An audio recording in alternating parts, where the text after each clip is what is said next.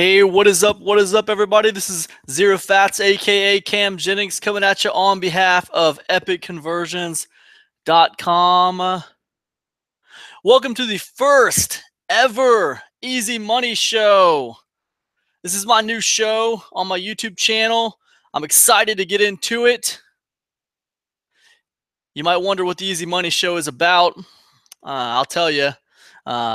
But what I like to say is this is the place where we are generally aware that people make money online, and we even talk about it sometimes, right? So let me rewind that and start again. Welcome to the Easy Money Show, where we are generally aware that people make money online, and we even talk about it sometimes. I'm not going to lie to you guys. This is the first ever episode for this show. I've had it in the back of my head for a while now, and I've wanted to do a show like this for some time, and I've just been kind of like mulling it around in my head. If you've ever been like that, you know where I'm talking about. Just having this idea that you've been wanting to do for a long time, you've been kind of mulling it around in your head, but you just never pulled the trigger on it. Well, you know, I'm the kind of guy that, like, eventually I always do pull the trigger on it.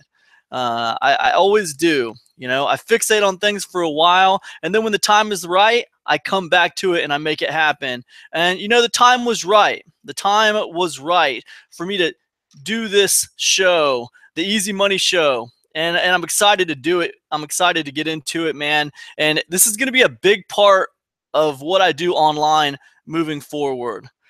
Now, for those tuning in on Facebook, I want you guys to know I'm actually recording this. I'm recording this live stream on YouTube, but I also have a Facebook live stream going as well, just because it's the first episode. That's it. I'm not going to do this on Facebook every single week. But hey, you know, I might. I change my mind sometimes. I might just stream this live on Facebook every week as well. I don't know. What I do know is this will be a YouTube-based show. It's also going to be a podcast. So this will probably be on iTunes as well. This is going to be a weekly show. It's gonna be live every Tuesday on my YouTube channel. So, anyways, I want to welcome everybody to the first episode of the first ever episode of the Easy Money Show. I appreciate y'all being here. Those on Facebook, thanks for tuning in. Appreciate you guys for being here. I want to talk for a minute now about why I'm changing my format a little bit. Because the Easy Money Show here isn't just like some show that I'm putting on my YouTube channel. This is going to be my new format going forward for a little while, you know? And if it crashes and burns, then it crashes and burns, man. I want to do it for a couple months, and we'll see how it goes. But I'm changing my format. You know, I'll tell you something. I'm just getting sick of launching products, to be honest with you. And it's not that I'm getting sick of launching products. It's not that I'm getting sick of creating products. You see, I planned out all my products for the whole year. I actually have products planned out for the whole year, even into next year. I just am getting sick of launching them publicly. That's just to be frank and to be honest. You know, I'm getting sick of doing it for a while. You know, I'm not saying I'll never do it again. I'm not saying I won't come back to it. Right, Jamie. Jamie just said I just did 15K. That's true. That's true. However, man, you know, I have to follow the heart on this one. You know, you have to follow your heart. You have to do what you want to do. And I've always lived by that motto, and you do what you want to do. You know, you do what you think is the right thing to do. And the right thing for me to do is to kind of step back and focus on my membership site. That's what I want to do now. I want to focus on my membership site. I want to build that up. I want to put a lot of time and effort into building my membership site up. So I'll be launching inside the membership site for a while. I'm still going to be putting out products every month. I just want to do it from inside my membership site. You know, launching products is hard, you guys. Launching every single month is even harder. It's not a bad thing. It's a good thing. If you're just getting started in online marketing, if you're just getting into this game, if you're just starting to try to figure out how to make money online, hey man, I do recommend launching a few products. It's a good thing, right? It's going to jumpstart your online business. It's going to allow you to start to build a buyer's list and start to build some authority and start to build an audience. It's a good way to get started. Eventually, I think you reach a point of I don't want to get too technical here. And sometimes I use really big, crazy words, and I go too in depth and freak everybody out, and I don't want to do that. Eventually, you reach this point of critical mass, especially if you're running affiliate traffic, where a lot of the people that are on your list, are the same people that are on all the other marketers that are promoting you's list. So you've reached this point of critical mass where, people are either going to buy off of you or they're going to buy off of someone else because of some great bonus. So I hate the word circle jerk. I don't want to use that circle jerk word, but I mean, essentially you have the same group of people buying your products every month. Like it's cool. It's like you're a writer like Stephen King or something, and you got like your Stephen King fans, right? And your Stephen King fans are buying Stephen King novels every time they get released, and it's cool, man. But I think there's a better way. I just believe there's a better way, and I kind of want to strengthen my membership site up a little bit and just make that a little bit stronger. I can provide great value to my members, and launching publicly is. Let's look at it for just a second, guys. If I launch a product every month for a year, okay, that's going to require 12 actions from every single one of my audience, right? Whoever buys that product, it's going to require 12 actions, okay? I need them to buy 12 times. I need them to pick that product up 12 times, okay? Now, if I launch 12 products inside a membership site, okay? If I launch 12 products inside a membership site for a year, that's going to require 2 actions from my customer, okay? I'm going to convince them to buy, and then the second action is them leaving or canceling. And everybody leaves or cancels. Nobody stays in a membership site forever. But that second action, I don't even have to worry about them taking that action. I don't even have to try to get them to take that action. Required. So what do you think? What do you think becomes easier for you ultimately? Getting customers to take 2 actions or getting customers to take 12 actions? What becomes easier for you guys? What do you think? You guys can answer that question for yourself. I know I've answered it for myself. I know what's easier for me. I've done it both ways. I've ran 3 membership sites in my life, and I've launched a ton of products. I've done it both ways. I know what's easier. It's much easier. It's much easier dealing with 2 actions than with 12 actions. If that makes sense. That's my math. So take it or leave it. You got it, Whaley. You got it, man. It's 2 actions. 2 actions a little easier. So that's it, man. That's it. Launching products is hard, man. And here's the thing about launching products. I love launching products, especially for new people, you guys. Like I said before, if you're new, launching products is a great way to get into marketing, I believe. It's a really good model. It's a proven model. And it's a great way to jumpstart your online business. It's a great way to do it. If you're going to launch products, I recommend launching under your business's name. Brand your product launches under the name of your blog, right? Under the name of your blog or your website, brand that thing. I mean, I don't really necessarily recommend doing it under your own name. I would brand it under your business's name. But that's just me, man. That's an opinion. That's a take. That's a hot take, right? That's a hot take, man. You got to do what you want to do. These are just my opinions, all right? But launching products is great. Now, what can I say, man? You reach a point of critical mass.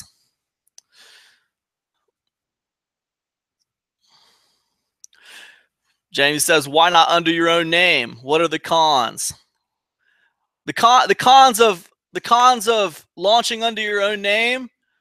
Well, look, I mean, what you got to remember, Jamie, is we're talking about a business here, right? We're talking about a business that you're running online, and if you make your name your business, well, then you can't really separate yourself from the business.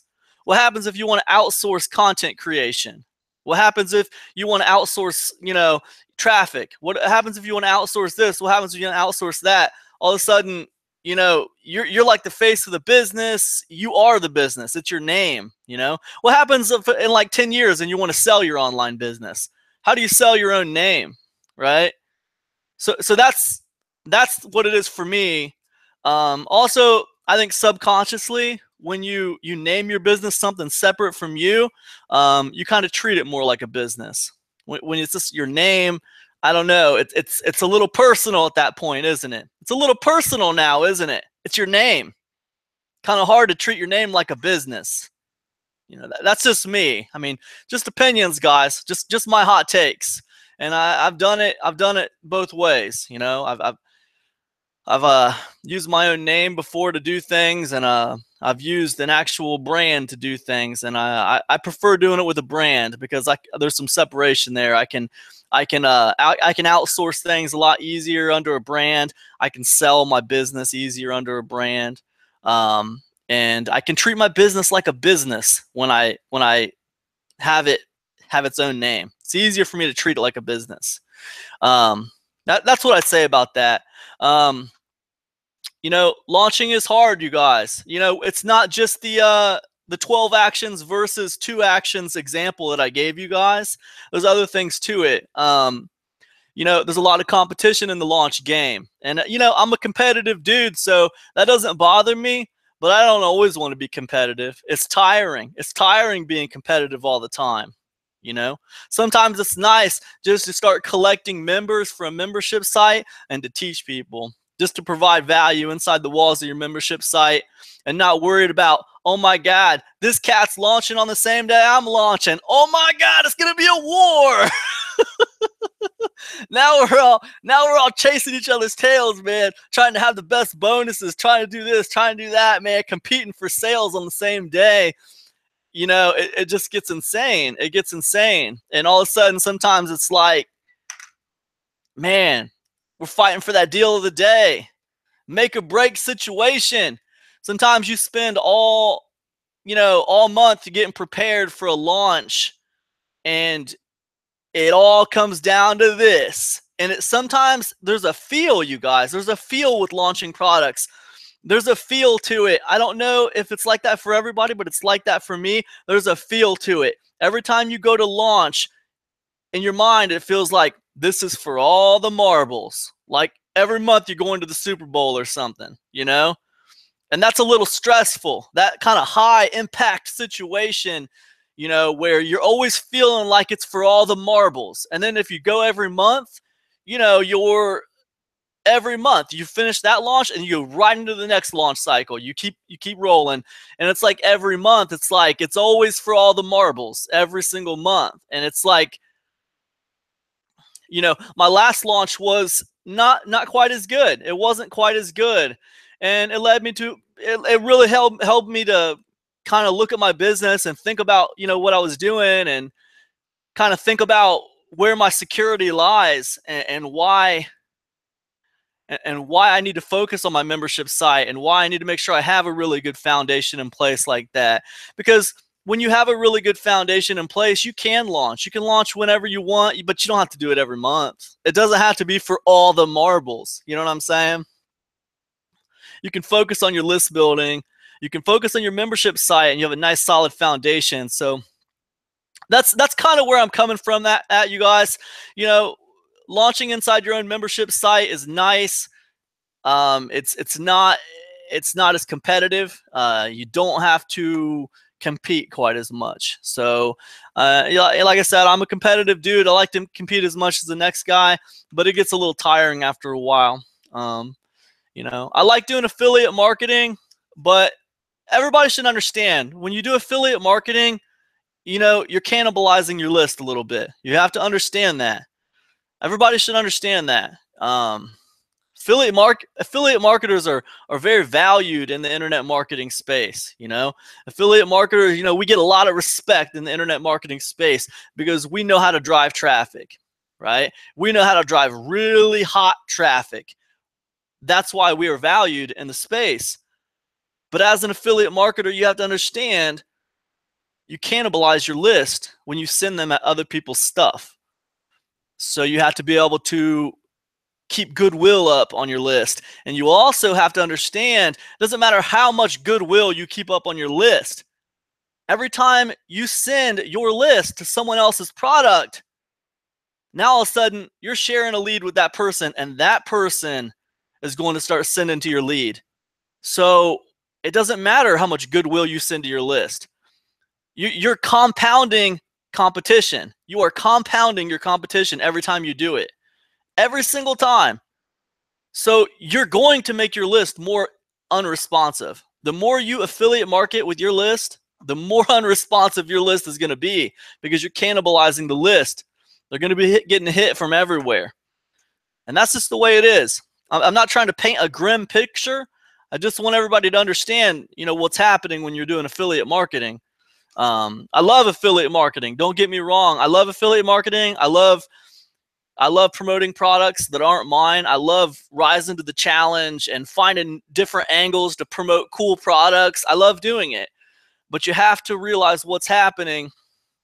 Your biggest asset, or one of your biggest assets, is your email list. So you really have to be careful and take care of it. I'm getting messed up. I got the live stream going on Facebook and on YouTube. So I'm like getting messed up. So if you see me looking in two different directions, it's because I got two live streams going. You got to be careful. You got to be careful. Your biggest asset is your audience. And the core of your audience is your email list. So you have to be careful when you start sending your leads out to other people, especially when you're sending your leads out to people who are just better marketers than you. They have a bigger budget than you do. They've been doing email marketing longer than you have. And they are going to steal those leads from you. That's what's going to happen. I mean, point blank. Oh, you mail 3 or 4 times a week? Oh, cool. Well, the cat you just gave those leads to, he mails every day, son. And he's got like 3 people doing his email marketing for him. And he makes 7 figures a year. He's going to take those leads from you. He's presenting fancier packages with cooler stuff, and it's just shinier. It's shinier stuff. You're going to lose the sale to that cat. And if he's selling something at the same time you're selling something, guess what? You lose. Your customer's going to go with him now, and it's your fault because you gave him that lead. It's all good, man, but I'm just saying you got to be careful. I'm not saying don't do affiliate marketing, guys. I'm just saying understand what's happening and be careful. That's all I'm saying. You make sure you're doing marketing for yourself too. Make sure that your list is ingrained in your culture and what you got going on. So yeah, those are some of the reasons why I'm stepping away from the launch game for a little while. I love the launch game. I love launching products. But it's tiring, man. It gets tiring, and I've decided to pull back at least for the rest of this year and just launching my membership site. So I'm just gonna be launching my products on my membership site. That's the Epic Conversions Insiders Club. For those not in the know, my website's called Epic Conversions. It's a blog. A lot of cool free content on my blog, but my blog has a membership site, and it's called Epic Conversions Insiders Club. Right? Pretty cool. So because I'm focusing on my Epic Conversions Insiders Club and I'm not launching publicly, I wanted to add some more stuff. I wanted to step up my Insiders Club game. I'm going to start doing monthly Q&A mentoring calls with my members. So basically it's like free coaching, right? We're going to do free coaching in the Insiders Club. Every month we're going to do coaching call. It's going to be awesome. I'm going to do weekly content for the insiders. Every week we're going to be putting weekly content out. Guys on Facebook, my iPod is running low on battery power, so you guys might get cut off here pretty soon. And if that happens, I do apologize. You can catch me on YouTube though. But yeah, so yeah, weekly actionable content. Just started that every single Monday. Just started that yesterday. put a really nice little piece of content in there on offline marketing, ways to market offline, right? Pretty cool stuff. But that's the EC Insiders Club, and you can check that out over at epicconversions.com. Wanted to tell you guys this crazy story. Today was nuts, man. First of all, today was nuts. I mean, I'm not kidding you. Just hold on a second. I need to rewind this. Okay, so yesterday, my wife and I went out to Lowe's. We went out to Lowe's, the hardware store, Lowe's. You guys know about Lowe's, right? The hardware store. We went out to Lowe's yesterday, and I cruised through the park as I was driving out to Lowe's yesterday. And there was a SUV in the park, right? This is a crazy story. Just wait. There was an SUV in the park, and the SUV in the park was like, it had the door open. It had the driver's side door open. It had the driver's side door open, and there was a dog hanging out, you know? And I was like, that's kind of weird. It just kind of had a creepy vibe, you guys. You guys ever drove by anything that just had a weird, creepy vibe to it? Well, this had a weird, creepy vibe to it. We were driving through the park. There was an SUV just parked there. The door was open. There was nobody around that I could see, and this dog was just hanging out by the car. I was like, all right, that's weird, but whatever. I got stuff to do. So we just drove on to Lowe's. Well, because, you know, and we're going to Lowe's because we got to get stuff for the house. You know, I'm working on this new house we just bought, and I've been going to the hardware store a lot. So anyways, that happened. That happened yesterday. Then the eclipse happened, and everybody was massively let down by the anticlimactic eclipse. By the way, I already knew that was going to be anticlimactic. I don't know why that was such a big deal. I really don't. I mean, I get that, like, it doesn't happen that often, but I mean, who cares, man? I mean, really, who cares? Honestly. There was so much propaganda surrounding that eclipse. It was unbelievable. I mean, did anybody really care that much about that thing? Holy moly. Everybody was freaking out. People were canceling school, thinking they were going to go blind. Telling me to keep my dogs in the house because my dogs are going to go blind. It was absolutely ridiculous. Absolutely ridiculous. Give me a break. And then I think that, like, after the eclipse, I think everybody kind of woke up and came to their senses and was like, wow. Most of them probably felt cheated. Most of them probably felt like, I feel like a dumbass for caring about that so much. I honestly think the media just flips the switch. They flip it on and they flip it off. And when they flip it on, holy cow, you can't even think about anything else. They hype stuff up so crazy and so big. Has a solar eclipse ever been hyped up this much in history? I don't remember so. I don't remember so. Anyways, I got off topic. I apologize. But anyways, so yeah, so yesterday, the guy was in the world didn't end. Exactly right, Martin. The world did not end. It was nonsense. It's a bunch of bullshit, man. Anyways, I digress. So anyways, the SUV was in the park, right? The door was open. There was a dog hanging out. I didn't see anybody. We cruised on by. It was whatever. It was over. Well, today I had to go back to Home Depot. Actually, Lowe's, not Home Depot. I went back to Lowe's today and cruising through the park again, same path. And what do you know? What did I see? Same creepy SUV sitting there, same door open, front door open. I didn't see any dog. I didn't see any dog, right? I'm like, this is weird. This SUV's been there since yesterday. I was like, holy shit, man, I gotta figure out what's going on here. So I whipped the van around. I went back. I parked by the SUV. I parked by the SUV a little bit away from it because I didn't know what I was gonna see. I didn't know what I was gonna find when I got there. So I parked a tiny bit away from it. I told my wife to wait in the van. I walked up to the SUV, not knowing what I was going to find, you guys. And I saw the dog sitting in the passenger side the front of the SUV, sitting there in the passenger side, just looking at me, just curled up, looking at me. I look in the back of the SUV, and there's a guy sleeping in the back of the SUV, just sleeping there. I don't know if he's sleeping or if he's dead.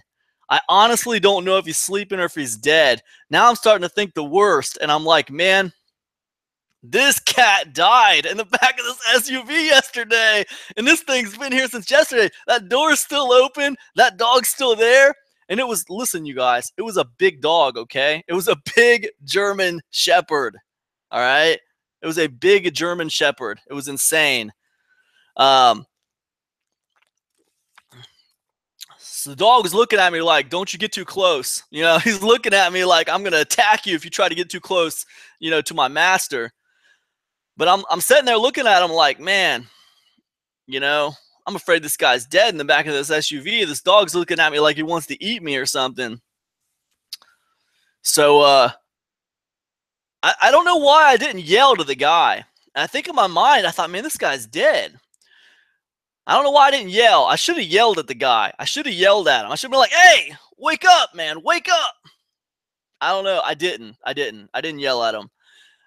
So I got kind of close, but not too close. The dog's looking at me like, you better get out of here. You better get away. So I kind of back up, go back to my van, call 911, because I'm thinking, man, this dude is like, I think this dude's dead in this SUV is what I'm thinking, you know? So I call 911, hang up the phone, start waiting on the police. And, you know, me and my wife are talking, and then this guy starts walking up, right? This guy starts walking up. He's just like walking through the park. He starts walking by, and he's like, yeah. I was like, man, when he walks by, I say, hey, man, this guy, do you see this truck here sitting here? This door open? It's been here since like yesterday. Have you seen that? And he's like, yeah, that thing's been here all week, and that door has been open the whole time. That's what he said. He said, that truck's been here all week, and that door has been here the whole time. I was like, really? Wow. Well, I just called the cops. And he said, yeah, that dog is pretty mean. He's pretty aggressive. He really growls at you if you try to get close to him. And in my mind, I'm thinking, are you kidding me? This SUV's been sitting here for a week with the door open, with this crazy dog growling at everybody, and you've been walking by here for a week and you didn't do anything about it? I'm telling you guys, the world is getting crazy. I mean, it's just getting crazy. Why wouldn't he call the cops? I said, well, I called the cops, so they should be here pretty soon. I don't know. There's a guy sleeping in the back seat. I don't know if he's okay or not. And he's like, oh, well, you're a good Samaritan. I was like, okay. Whatever that means, you know what I'm saying? I mean, I understand what the words good Samaritan mean, but I mean, what the hell are you talking about? You've been walking by here on your little exercise path for a week and you haven't done anything about it. What the hell is the world coming to?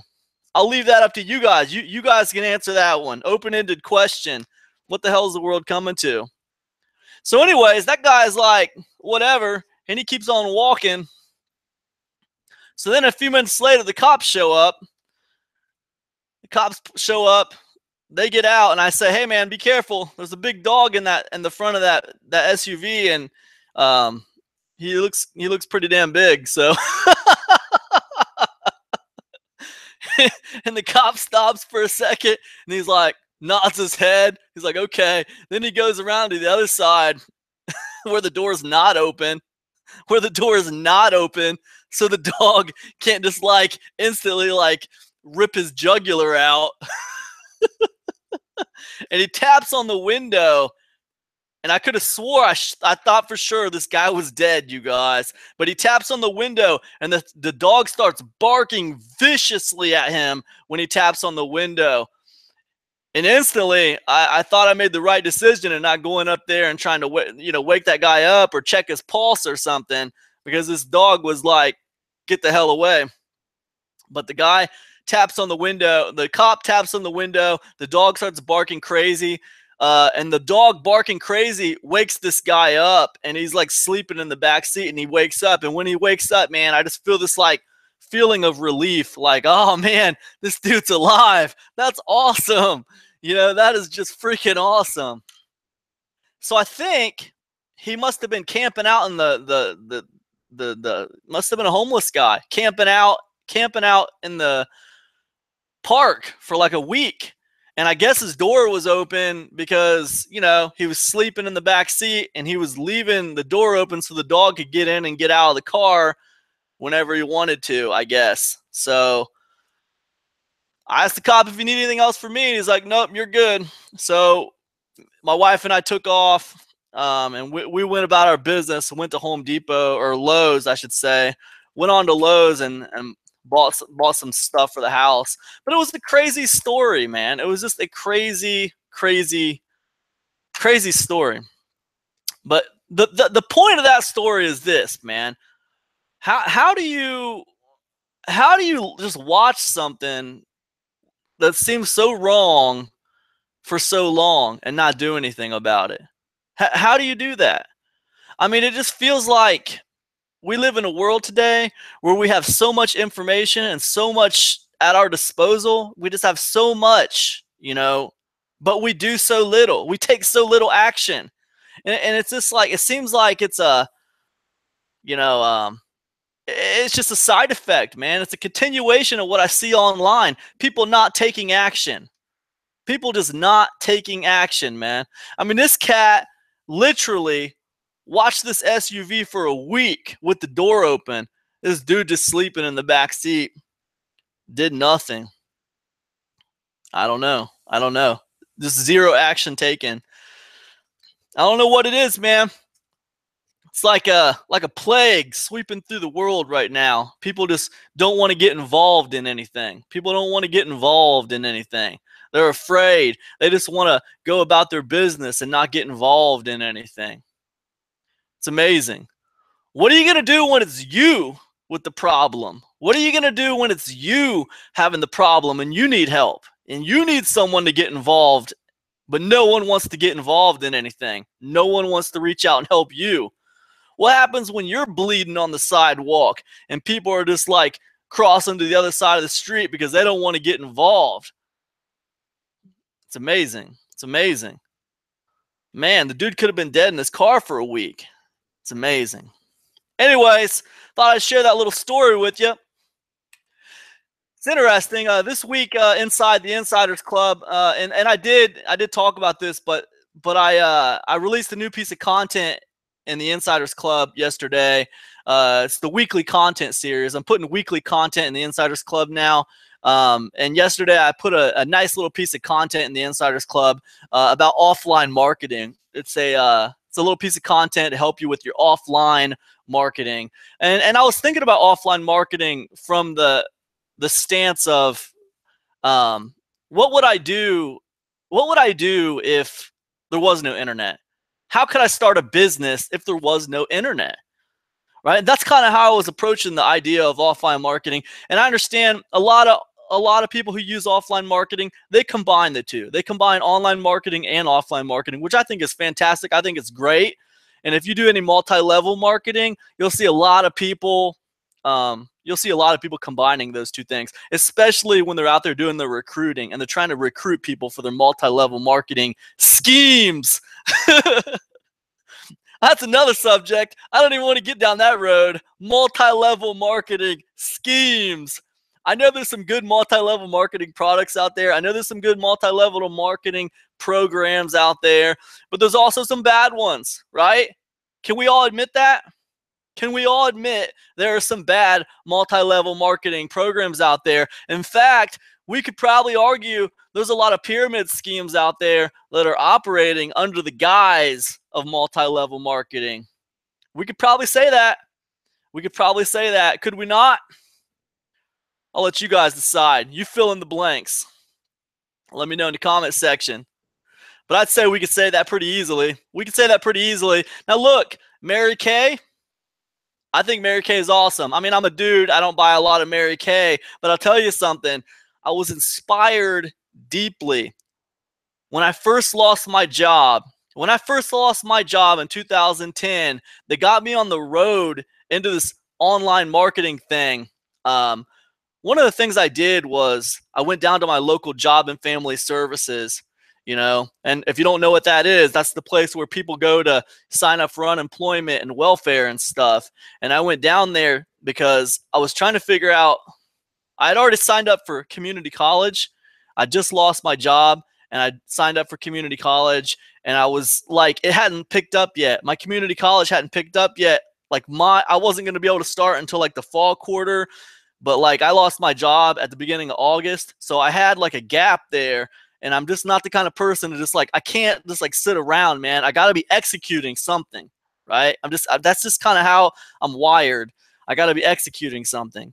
So I went to my local job and family services, and I saw that they were having this resume building workshop. I said, yeah, cool, man. It's free. It's 3 days. And I want to learn how to do this resume thing. Because I had my job for like I'd worked at that hospital for like 7 years. So it's been a while since I was in the look for a job game. I'd had a job for a while, so it'd been a while. So, hey, man, I'll brush up on my resume building skills.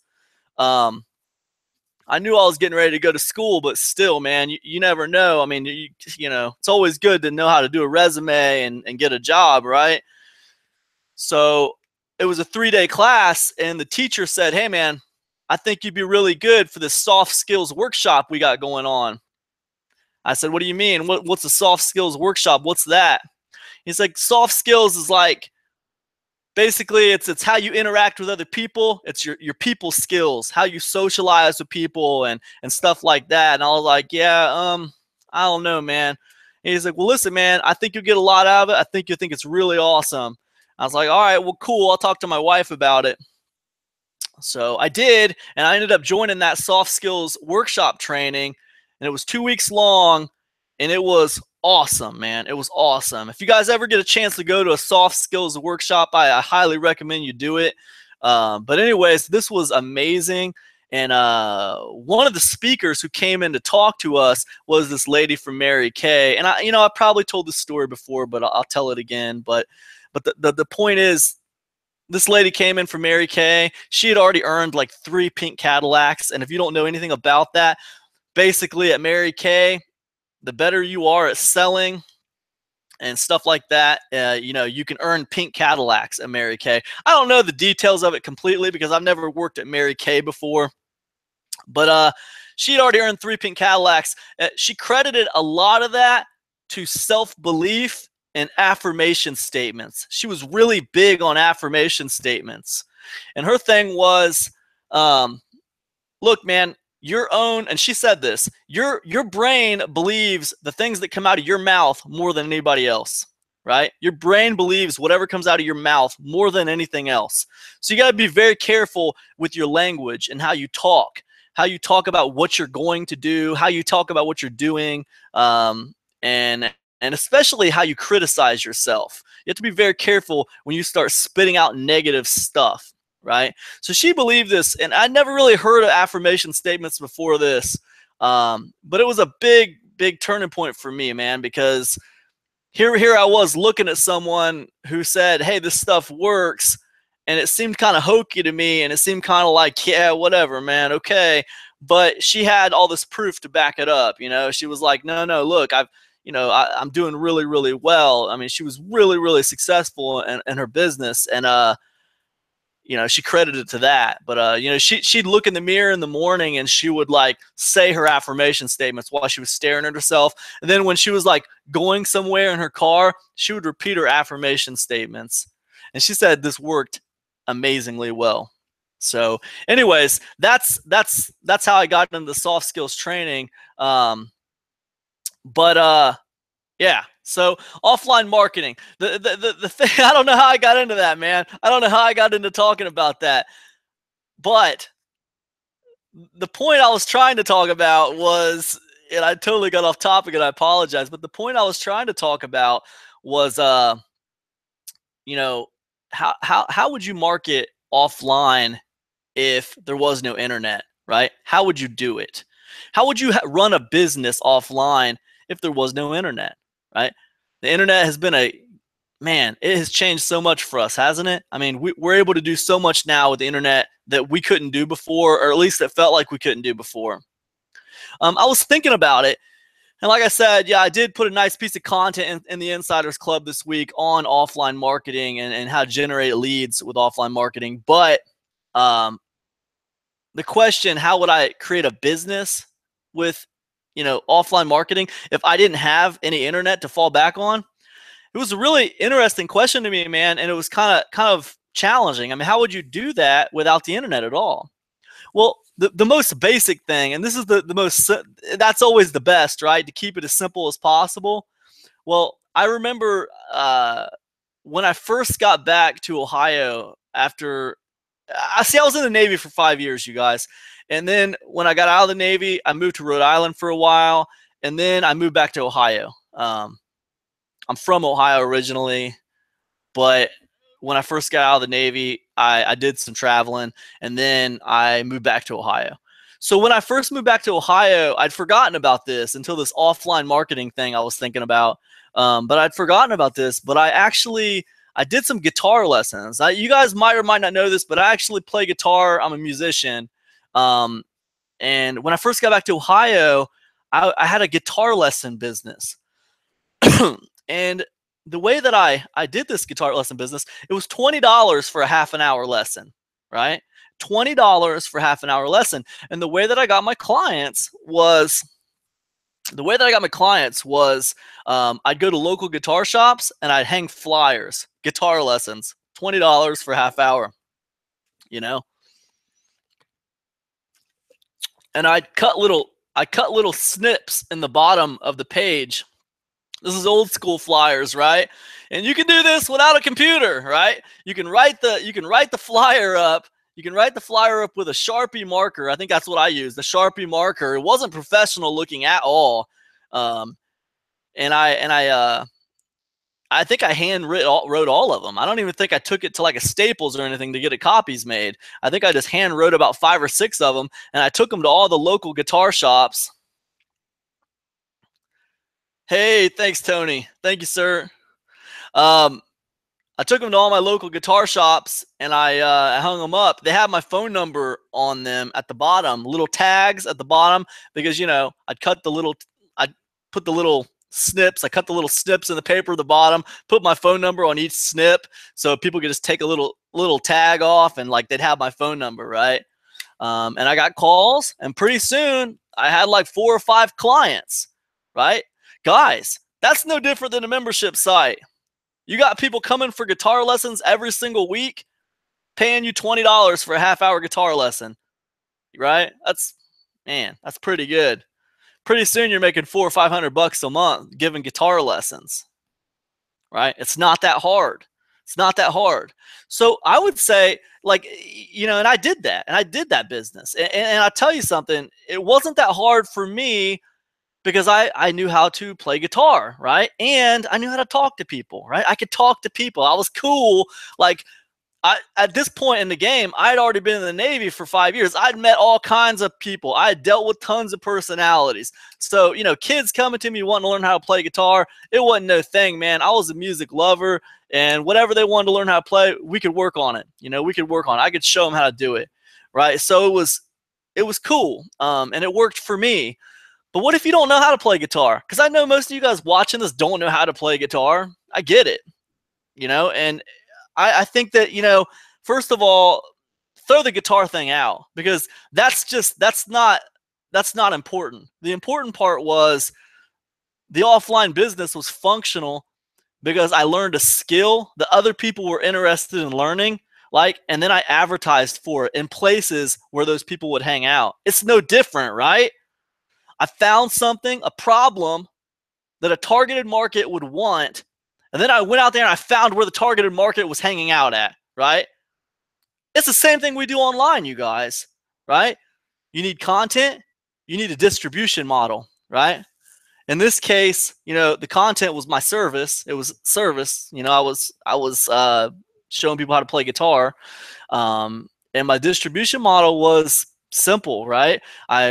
I advertised with the guitar shops. I used the phone to connect, And they came over to my house, or I came over to their house. Usually they'd come to my place. Sometimes I go to their place and we do the guitar lessons, right? So sometimes there was some gas involved, but it wasn't bad. It wasn't bad. And I'll tell you something. You can do this with anything. It doesn't have to just be guitar lessons. Forget about the guitar lessons.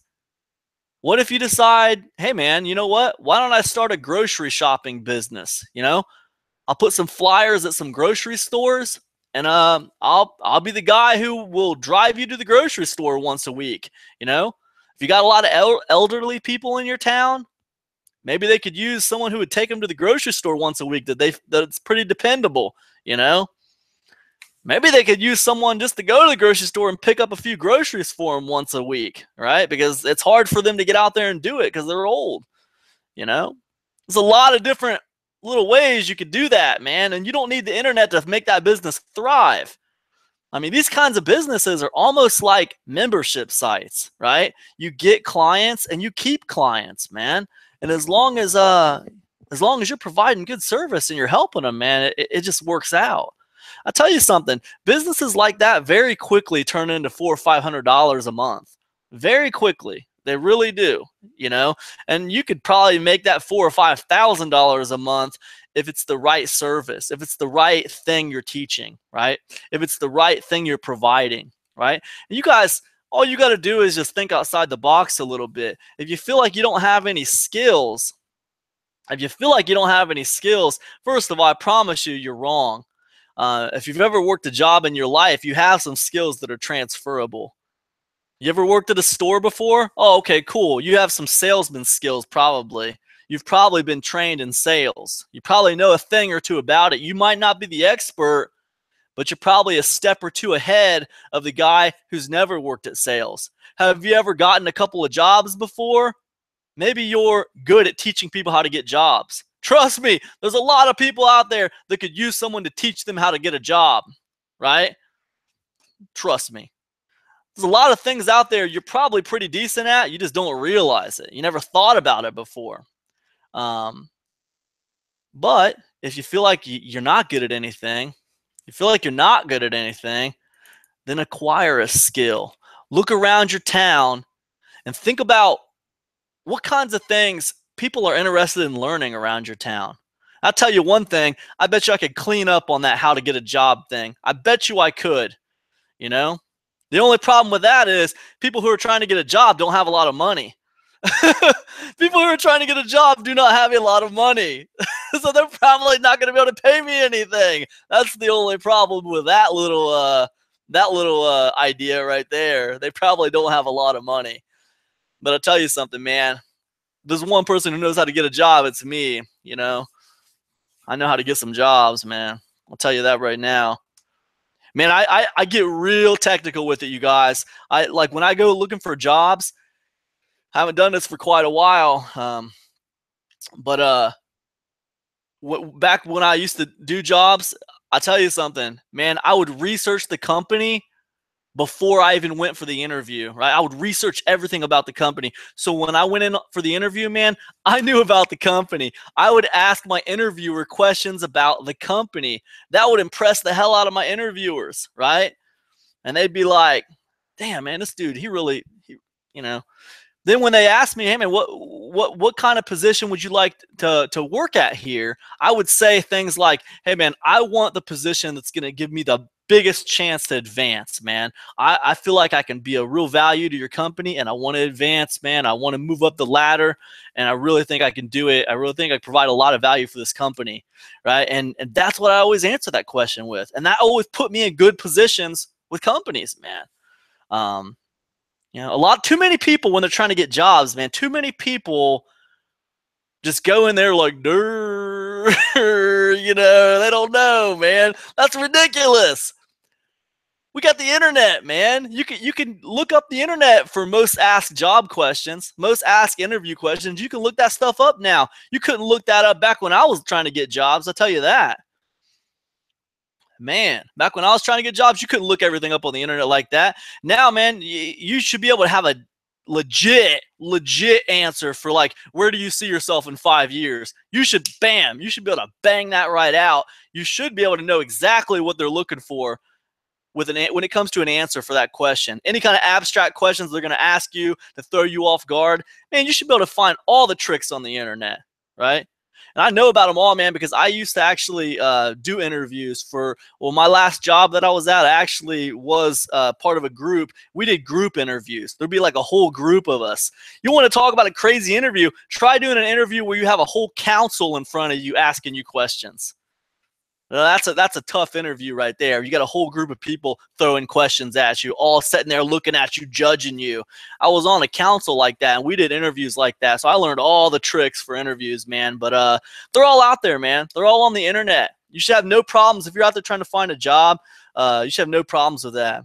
Personally, if I were you, I'd look at working for myself. There's a lot of money to be made on the internet right now, you guys. I mean, that's the long and the short of it. There's a lot out there. There's a lot of ways to make things happen on the internet right now. But, however, I'm not saying people who work at jobs are not cool. I'm not saying they're big old dorks or buttholes or whatever just because they work at jobs. Nothing wrong with working at a job. You know, that's what you got to do. You do what you got to do. You got to support your family. You got to make ends meet. If you're out there, you're working at a job, then you know. I'll tell you something. If you're out there and you're working at a job and you don't like your job, stop complaining about your job, okay? Find a better job. If you don't like your job and you don't feel like they're paying you enough money, stop complaining about your job.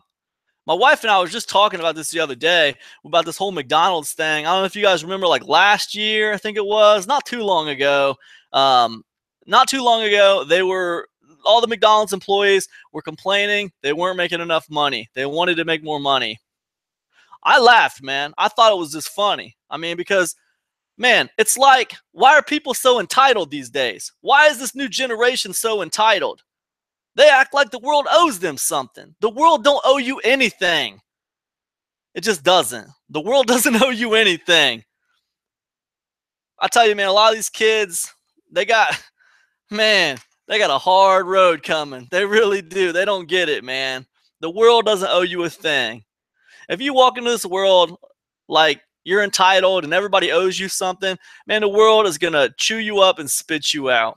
And that's just the way it is, man. Everything in this life you are going to have to take. And I don't mean take it in a bad way. I mean work for it. I mean work for it and never quit. Just keep on pounding your head against that wall until eventually you break through. And that's how you got to do it, man. That's how you got to do it. The world owes you nothing. McDonald's didn't owe those people more money. McDonald's didn't owe those people more money. If you want more money, find a better job. Stop complaining to McDonald's. McDonald's is entry-level work. McDonald's is where kids go to work when they graduate high school. That's where you go when you got no experience and you can't get a job anywhere else. Find a better job. You know, use your brain, man. Use your brain. Just today I was at the library. The library was hiring. You want to talk about a sweet job? How cool is that? A government job working at the library? Library assistant? Are you kidding me? Give me a break. My dad worked construction for 30 years. Concrete man, 30 years. He would laugh at working at a library. Telling you. Not trying to be on a rant about it, you guys. I'm just saying people are too entitled today. You know? I can't believe we have so much at our fingertips. The world of knowledge at our fingertips. And yet people feel so entitled. Like the world owes them something. They don't want to think. They don't want to act. It's insane. What is happening? Man. Whatever. Anyways, I'll stop ranting about it. I apologize. If you're just tuning in, welcome. Welcome to the Easy Money Show. This is episode 1 of my brand new show. It's going to be on YouTube every Tuesday, streamed live. Every Tuesday, streamed live. The Easy Money Show. And I'll tell you my tagline in a minute. This is the Easy Money Show, where we are generally aware that people make money online, and we even talk about it sometimes. We even talk about it sometimes. We're generally aware that people make money online, and we even talk about it sometimes. What do you guys think of that tagline? Come on, man. Come on. Got a Q&A question. Came to me by email. I'll share it with you guys, and I'll answer it the best I can. So I get a lot of emails. If you guys are out there and you do internet marketing and you make money online, you probably get a lot of emails too. So it seems like when you start making money on the internet and you actually really start doing this for a living and this is your job, you know, one of the benefits of having an audience is people tend to ask you a lot of questions. So that's pretty cool, man. I like to be able to answer people's questions. Thank you, Tony. Appreciate you, man. I like to be able to answer people's questions, man, and it's cool. It's cool. So I got a question by email today, and let me read it to you guys, and I'll answer it the best I can. So would it be a good idea to start with a blog first before I do a website just to build an audience? Then I can go into building a website and creating a product. So it's kind of a question. It's like an audience building question. So what I think he's asking is if he should start a blog first just to build an audience, right? Should I start a blog first to build an audience and then launch a product? And to answer that, I would answer that with a big fat no. And I'll tell you why the answer is no, okay? The answer is no because nobody gives a shit about your blog, all right? They just don't, right? They don't care about your blog, right? So here's what happens when you start a blog, and I answer this with experience because I have a blog, and I had another blog before I started this blog, and in both cases it was the same. Nobody gave a shit about my blog. I had to go out and find the people who cared about the stuff I was writing about and try to pull them at my blog, right? I had to go out and find them and pull them back to my blog. Right? I had to find them and pull them back. Right? Every single time it was the same. I had to find the people wherever they were hanging out at and then pull them back to my blog. All right. So when it comes to audience building, what you want to do, in my opinion, is you want to go where people naturally habitate, circulate. You want to go to where the people are naturally hanging out, their natural habitats, right? And you want to publish consistently in those places, all right? People love YouTube, right? If you can find it in yourself to start a YouTube channel, that will serve you far better than starting a blog when you're first starting out. A YouTube channel will serve you better than a blog. I'm not telling you to not have a blog. What I'm telling you is a YouTube channel is in a place where people already hang out, all right? That's you bringing your content to the people, right?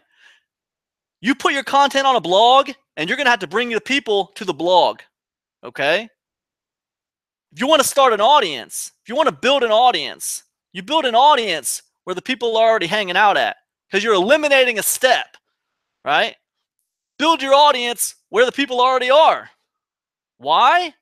Because if you were going to build a fort, if you were going to build a house, if you were going to build a castle, would you build it where you have no resources to build? Would you build a castle with no stone? Or would you build it close to where you have a lot of stone? Right? You'd build it close to where you have a lot of stone. Would you build a house in a place where you have no wood? Of course not. You're going to build a house in a place where you got lots of wood. You need resources. You need resources, right? So when it comes to audience building, we need people, man.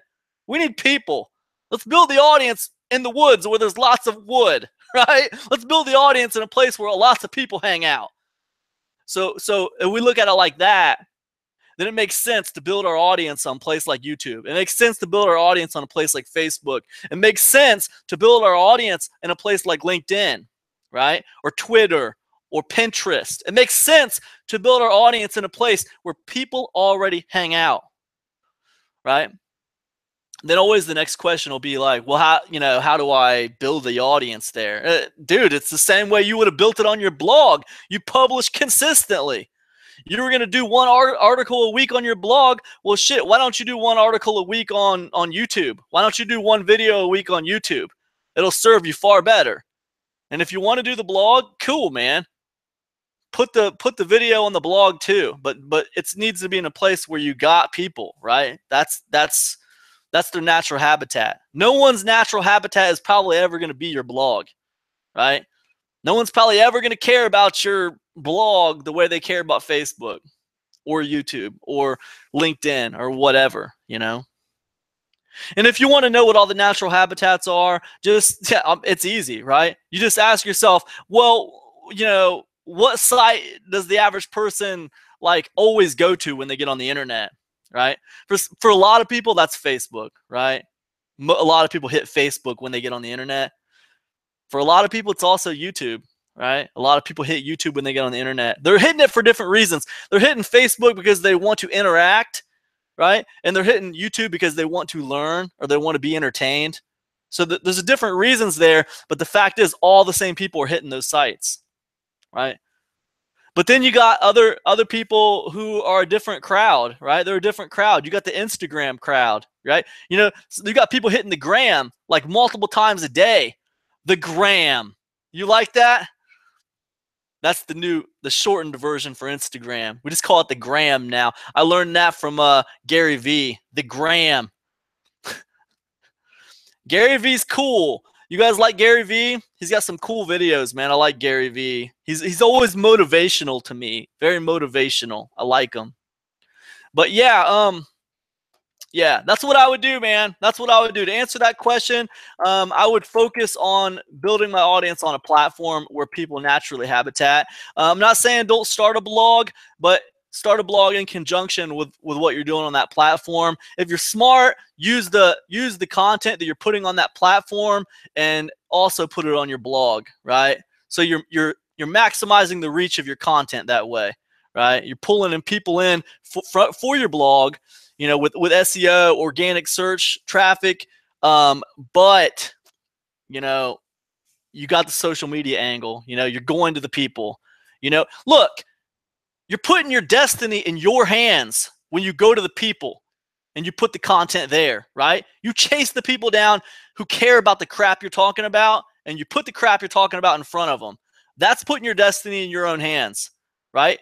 Trying to fiddle with your SEO all day on your website, trying to get a few more visitors every day until, oh shit, Google just changed their algorithm again. Now I'm screwed. Now I got to change everything. Hold the phones, man. Hold the phones. Google just changed their algorithm. Holy cow. Hurricane Katrina Part 2 just hit. You know, Google changed their algorithm. Change everything, dude. Change everything. Now I got to hire an SEO expert to change everything because it's changed from last year. And my search results just dropped off the map, right? So I think you put your destiny in your own hands when you go to the audience and you find them and you put your content in front of them. That's what I think. Do it consistently and you can build an audience, right? What kind of content do you put in front of them? Have a take, my friends. Have a take.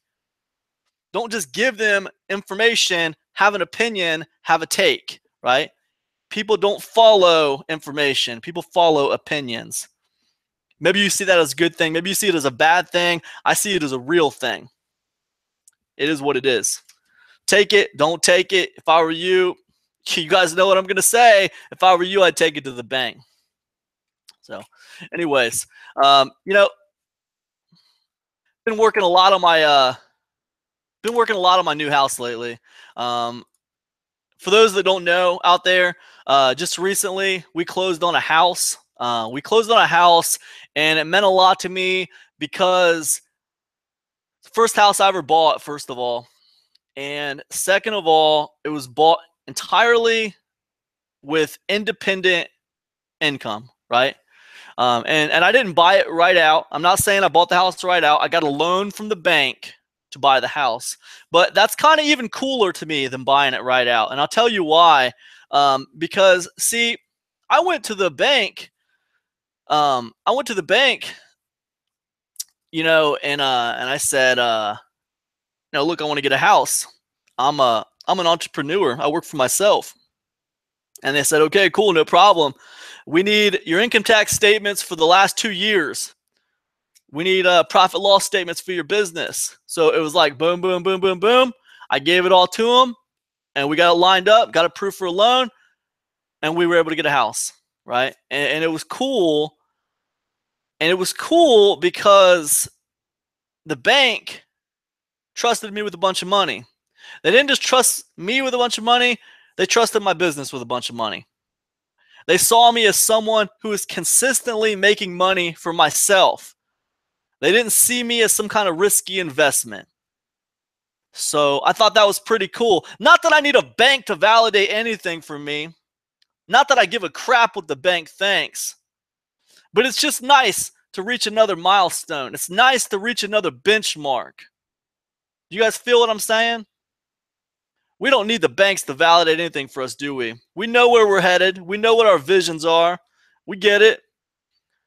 But it is nice when we cross another benchmark. It is nice when society as a whole sees you as legitimate and stops laughing at you for a second, stops trying to judge you for a second, and sees you as legitimate. That's kind of a nice feeling. Because I still remember walking into the bank 10 years ago, asking the teller, how come my bank account's short on funds? This was 10 years ago, back when I still worked at a normal job. I remember walking in asking, hey, how come my bank account's short on funds? Why is my bank account in the negative? What happened to my bank account? And I remember her giving me a checkbook to balance, a checkbook balance sheet. Like patronizing, you know what I'm saying? Very patronizing. Very patronizing. I come in here asking you about why my checking account was off and wrong, and like you want to give me a checkbook balancing sheet? Like I don't know how to balance my checkbook? Okay, I found that to be patronizing. I found that to be very patronizing, but I still remember it. I filed that one away under, we'll see how this goes. We'll see how this goes. I'm going to show everybody here eventually. But yeah, that's how it is, man. People like to look down on you. When you come from nothing, people like to look down on you. When you start your business, people will still look down on you. People will look down on you. And when you start making money, people will start hating on you. That's the way that goes. You think everyone's going to love you when you make a bunch of money? They're not. They're going to love you if they feel like you can help them in some way, right? They're going to hate on you behind your back. I don't know why. Your closest friends, when you were poor, hate on you when you start making money. I have no idea why. I guess that's the irony of it, man. That's the irony of it. It's the universe's sweet irony. The universe's sweet irony, folks. The universe's sweet irony dictates that when you start making money for yourself, when you become a legitimate entrepreneur, then everybody who knew you before you were a legitimate entrepreneur, now they just want to not like you anymore. You're not part of their group anymore. You're different. You smell different. It's insane. But I'm working on a new house a lot lately, you guys. And let me tell you something. I've been working on the new house a lot lately, and I have been doing a bunch of stuff that I've never done before, to be honest with you. I've never had to do home repair before. I've never had to do it before. So it's been a lot of new experiences. I ripped out all this old carpet. We're putting new carpet in this house. I ripped out all the old carpet, thought it was going to be a piece of cake. And then I ran into these carpet tack strips, right? These carpet tack strips that lined all the walls inside my house, right? And it was just like, I thought they were going to be easy. I thought they were going to come up easy, but they didn't. At first, I tried just like, taking a hammer to them, and they didn't come up. Not at all. Not at all, man. They didn't come up at all. And then I tried getting me a chisel. I didn't have a chisel. Thanks, man. Went back to the hardware store, got me a chisel.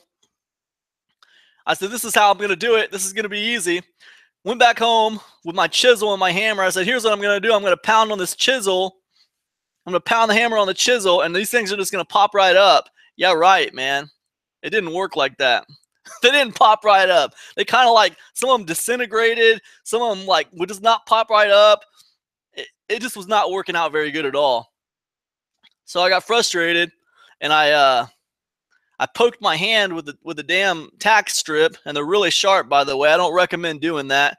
Be very careful when you're dealing with carpet tack strips. Went back home. My wife said, "Did you get it? Did you get it done?" I said, "No, I didn't get it done yet. I'm still trying to figure it out." It was a very humbling experience. Yeah, they're the devil. You got it right, man. They are the devil. So I went back home. I watched a couple YouTube videos on how to pull up carpet tack strips. I know, you're probably laughing at me right now. That seems insane. Why would you need to watch YouTube videos on how to do something so simple? But I did. I didn't know what I was doing.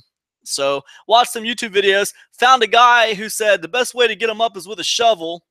And I was like, oh man, the answer to my prayers. That makes so much sense. A shovel. It makes perfect sense. Why didn't I think of that? And without thinking, before I read the comments in the video, I told my wife, I got it all figured out, honey. I knew exactly how I'm going to get this carpet strips up with a quickness. And then I started reading the comments section.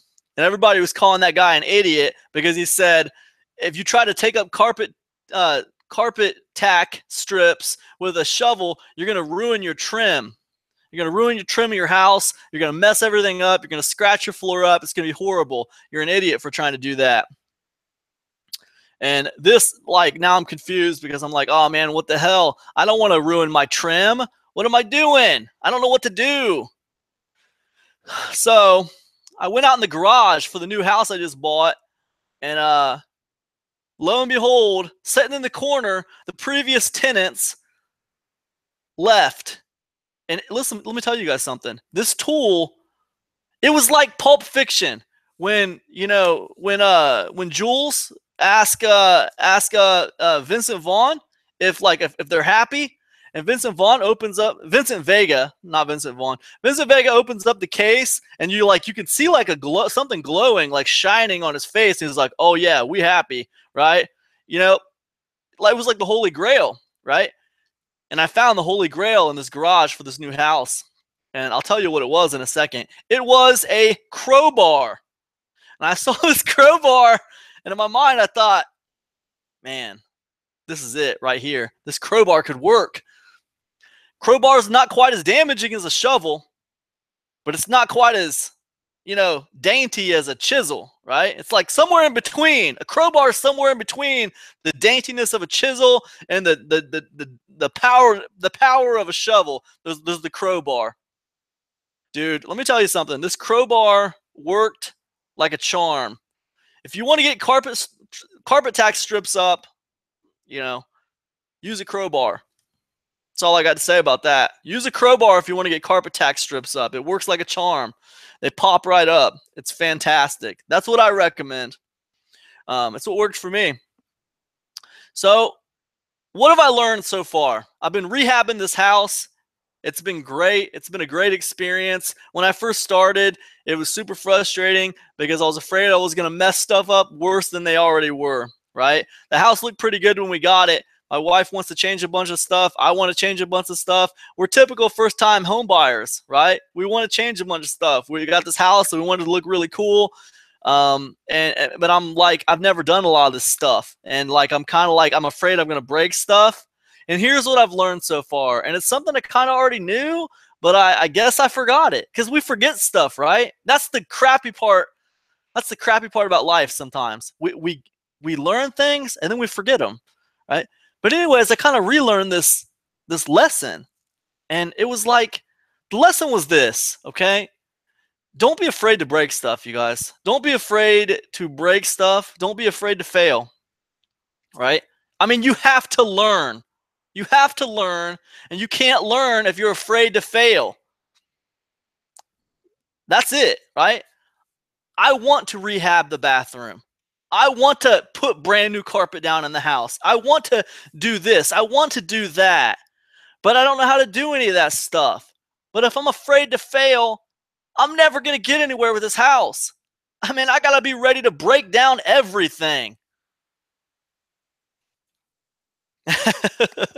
All right, Tony. Good seeing you, brother.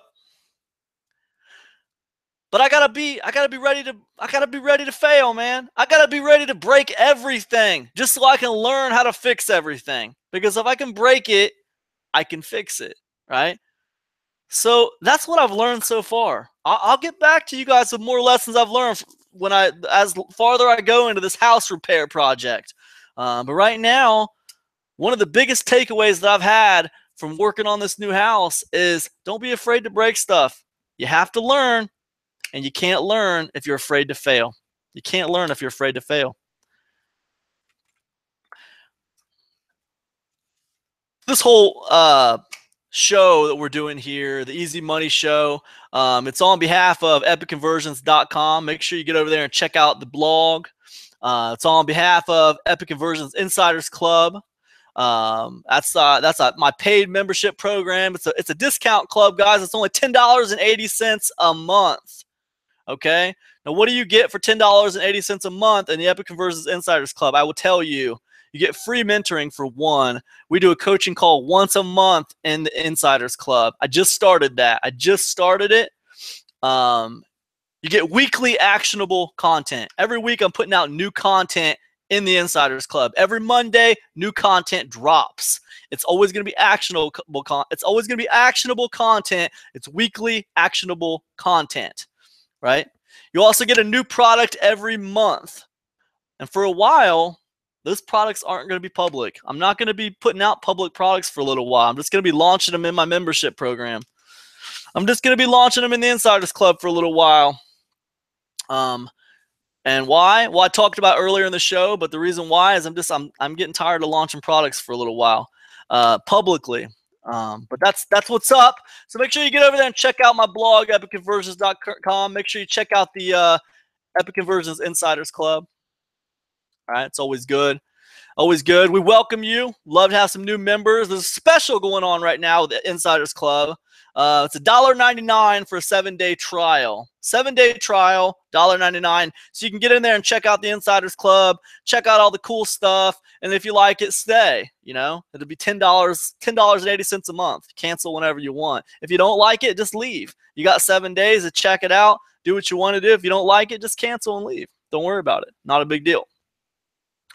I want to talk to you guys about something else that I found really interesting. I wanted to talk about trends, right? Because I've been following this fidget spinner trend. Has anyone been following the fidget spinner trend? Does anybody know about the fidget spinner trend? It seemed like last year the fidget spinner trend just blew up. Both of my kids wanted like a giant collection of the fidget spinners. It seemed like everybody had these fidget spinners. Pretty soon they were everywhere. They were everywhere. And now, right now, here we are in August of 2017, and it seems like the whole fidget spinner thing is kind of going away. It's kind of not a big deal anymore, you know? It's not a big deal anymore.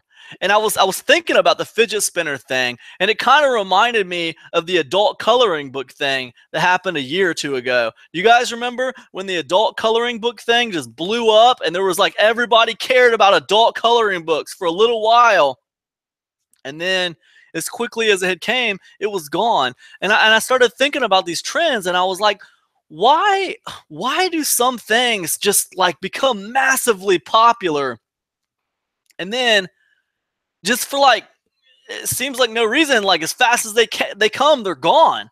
And like what was valuable, like super valuable, like, you know, a few months ago, now all of a sudden it's not valuable at all. Why is that? Why does that happen?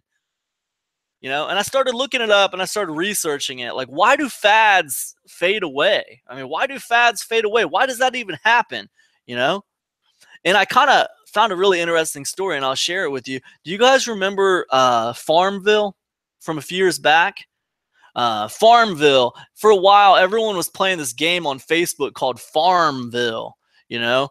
And it was a massive thing. And I looked it up, and in 2009, Farmville had 83.8 million monthly active users.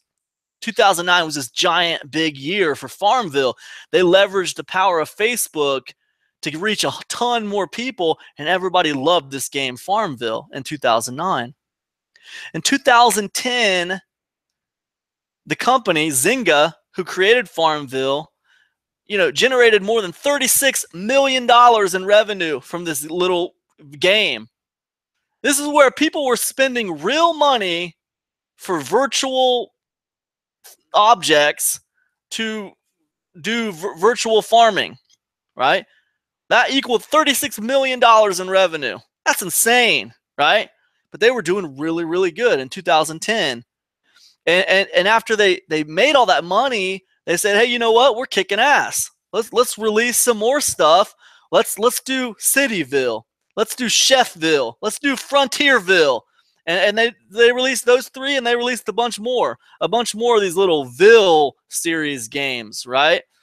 And in March of 2012, just 2 years later, Zynga's stock was up, right?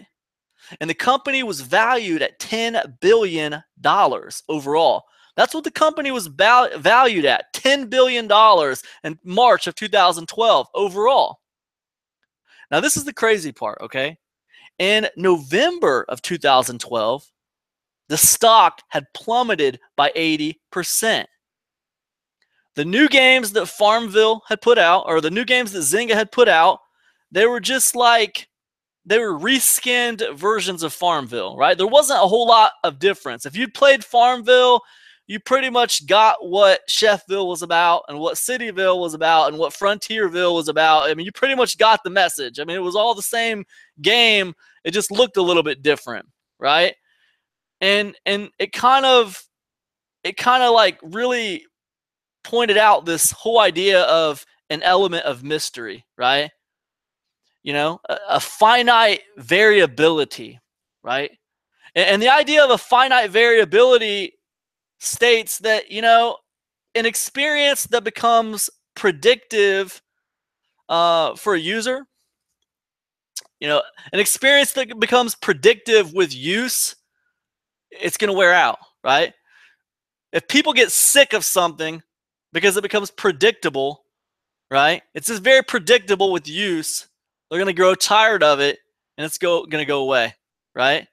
So a lot of these games, like a lot of these fads, they have finite variability.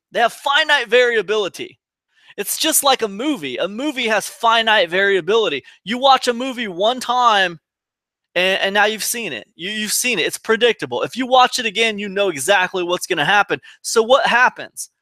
Well, the movie studios, they come out with new movies, right? They come out with new movies because just because they made a lot of money on this movie in 2017, that movie's not going to continue to make them a bunch of money because people know the movie. It's predictable. It's got finite variability, right? There's an end to what it can do. It becomes predictable and people grow tired of it. Well, you might think, well, what about the yo-yo? The yo-yo is not, it didn't fade out. The yo-yo continued to be popular. You can buy a yo-yo anywhere.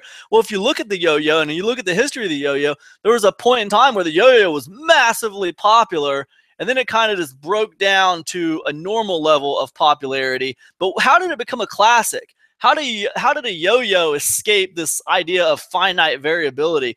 I tell you something, I don't know exactly, but I got some theories, and I think one of them is like the idea of tricks. You can do so many like weird tricks with a yo-yo. There's all these different tricks, and I think that the people who did all these tricks and who found all these new uses for the yo-yo kind of kept it alive, right? Because that kept the mystery alive. Now the yo-yo became like a sport, right? And I don't think that you can do that with a fidget spinner because you can't do a whole lot of tricks with a fidget spinner. So it's got this one thing that it can do, and it's almost like it's destined to burn out and fade away because it's got that finite variability. I think the answer for the company that makes the fidget spinner is coming out with the next thing that maybe people could do tricks with. I don't know. I'm just guessing. Maybe it's the same with the adult coloring books. With adult coloring books, it's, You color in it, and then it's over. I mean, you can only justify coloring for so long as an adult. I mean, you can say it's for stress relief, it's for anxiety, and I think that's actually true. I think coloring probably does help with stress and anxiety. It's been proven actually, but there's still this idea that coloring is for kids, and I think eventually a fad like that is gonna kind of fade away. I mean, and that's just the way it is. That's kind of what I came up with. Finite variability. You guys can look that up. I thought it was pretty interesting. Element of mystery. Same with games. Like we talked about Farmville. Same with video games. I mean, think about it, man. Why do you think these video games, man, they have all these online interactions now? Oh, that's the new big thing with video games, is like for them to have an online element where you can download new stuff for the video game, right? They're trying to give it infinite variability, right? They're trying to find ways to make it new again, to make it have a high replayability, right? So interesting stuff. You might think, well, how could I do that with my my business? How could I produce some of that infinite variability with my business? It's a good question. It might be something we explore in the Insiders Club, maybe next week or something. But let's do another question. Like I was telling you guys, I get a lot of questions. I get a lot of people asking me questions, a lot of Q&A. When you make money on the internet, you get a lot of questions. That's just the way it is. If you're doing something that a lot of people want to learn how to do, they ask you questions. Next question: what is the easiest way for me to start building an audience? Someone was asking me yesterday what the easiest way that they could start building an audience would be. I've built an audience in two huge ways. One was on YouTube and one was on Facebook.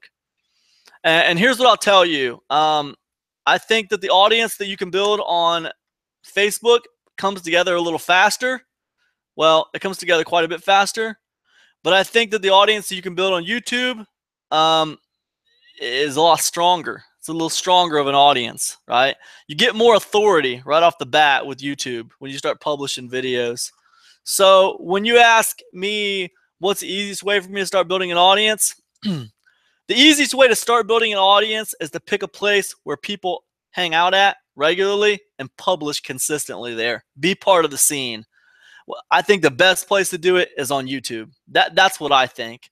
That's where I started my online business legitimately from. I had a membership site called Adventures on the River, and I started driving traffic to it with YouTube videos, and it worked for me. So I think YouTube's a great place to start personally. It's not the only place to start, but I think it is a great place to start. There's a lot of authority with publishing videos consistently. I'm excited about this Conor McGregor Floyd Mayweather fight. Any of you guys out there excited about the Conor McGregor Floyd Mayweather fight?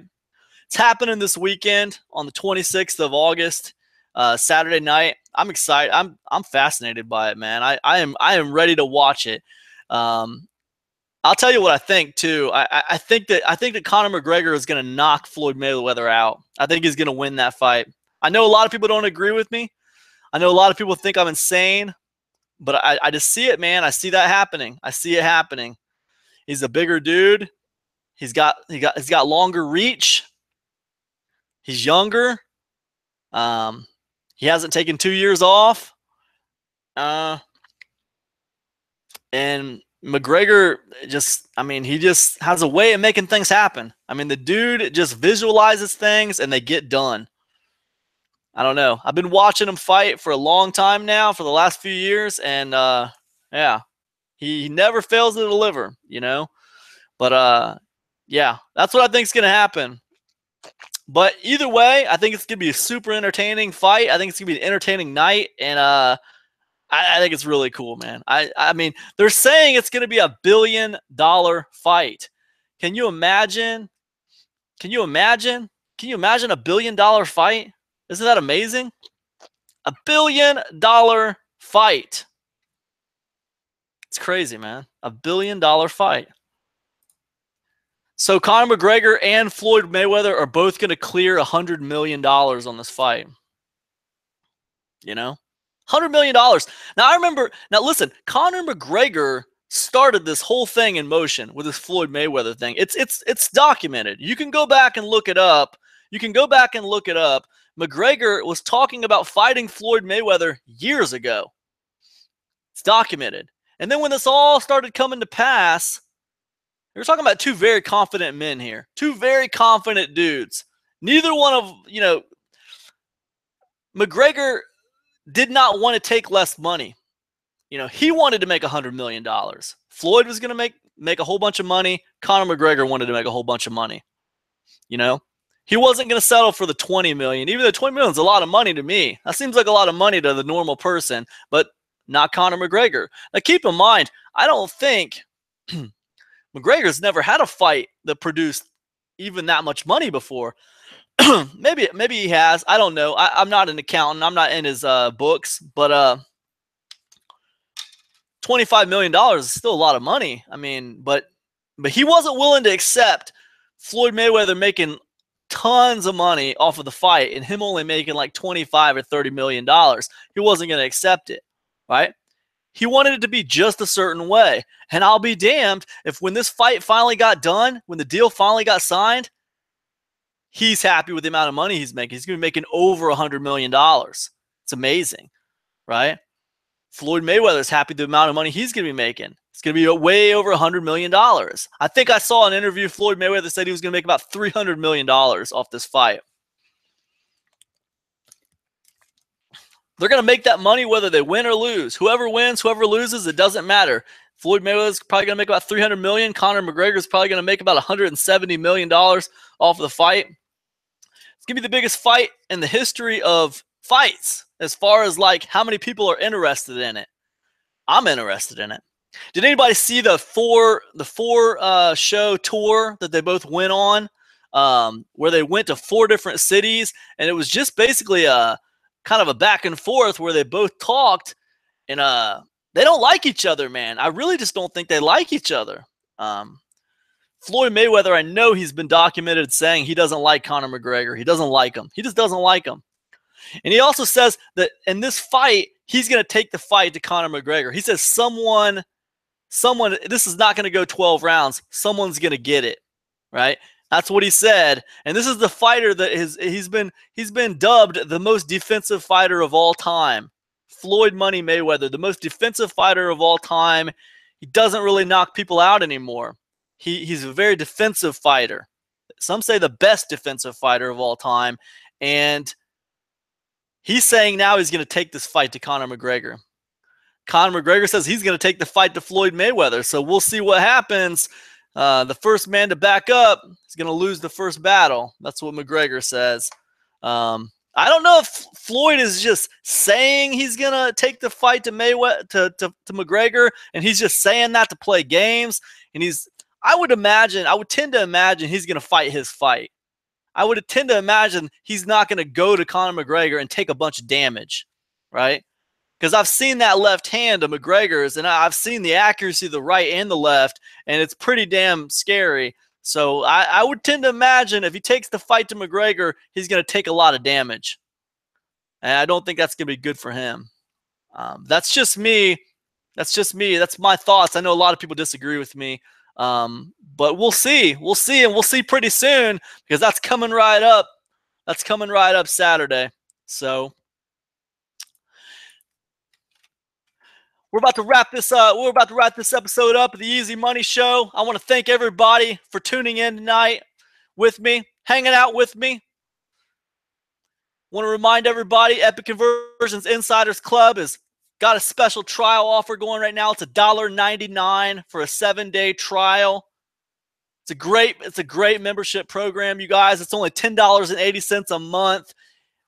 Free coaching call for all my members every single month. We got a free mentoring group coaching call every single month. It's pretty awesome. We got weekly actionable content put out in the members area every single week. Every Monday, new actionable content drops.